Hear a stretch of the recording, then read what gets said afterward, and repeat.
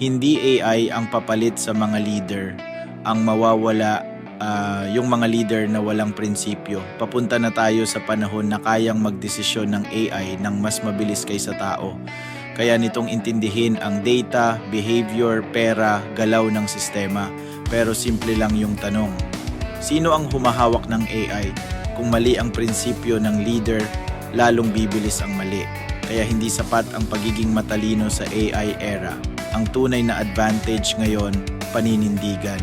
Yung leader na ginagamit ang AI para maglinaw, hindi manlinlang.